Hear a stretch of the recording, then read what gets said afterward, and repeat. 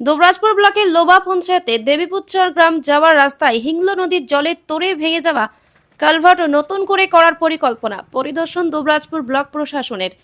এদিন সরজমিনে পরিদর্শন করেন দুবরাজপুর ব্লকের বিডিও রাজা আদক, দুবরাজপুর পঞ্চায়েত সমিতির সভাপতি বুদ্ধদেব হেমব্রম, পঞ্চায়েত সমিতির বনভূমি কর্মাধ্যক্ষ রফিউল হোসেন খান, ভূমি দপ্তরের আধিকারিক সহ লোবা অঞ্চল তৃণমূল কংগ্রেসের সভাপতি পিনাকি চক্রবর্তী সহ আরও অনেকে।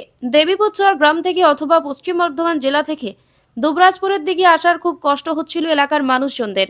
গত বর্ষার সময় জলের তোড়ে এই কালভার্টটি ভেঙে যায়, তাই দ্রুত কাজ হবে বলে জানান ব্লকের বিডিও রাজা আদক।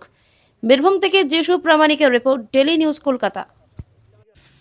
এটা লোবা গ্রাম পঞ্চায়েতের মধ্যে পড়ছে। দেবীপুর গ্রাম, ওদিকে আছে দেবীপুর চর, প্রায় ওখানে 70টার মতো ফ্যামিলি রয়েছে।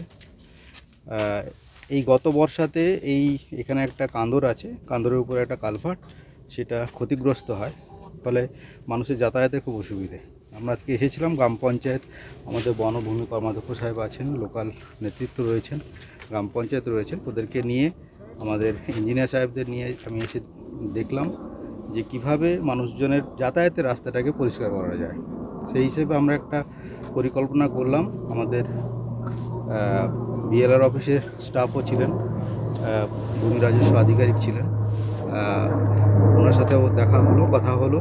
ম্যাপ নিয়েও আমরা দেখলাম যে কতটুকু জায়গার উপর দিয়ে কান্দরের অভিমুখটাকে পরিবর্তন করা যায়, যাতে করে এই রাস্তাটাকে আমরা সুনিশ্চিত করতে পারি, মানুষের যাতে কোনো অসুবিধা না হয়, আগামী বর্ষাতে যাতে আমরা মানুষজনকে সুরক্ষিত রাখতে পারি, সেই ভাবনা নিয়ে আজকে আসা। ভূমি দপ্তরের যিনি আধিকারিক এসেছেন, ওনাকে আমরা সবটা বুঝিয়ে দিলাম। উনি একটা খসড়া তৈরি করবেন, ওটা আগামী পরশুদিন পেলে আমরা তার পরের দিনই বসে যাব। 15 ফিনান্স কমিশনের একটা বাজেট আমরা ধরে রেখেছি, একটা টাকা ধরা আছে, সেই টাকাতেই আমরা রাস্তাটা তৈরি করার কাজ করব। কাজটা কি খুব তাড়াতাড়ি হবে? খুব তাড়াতাড়ি হবে।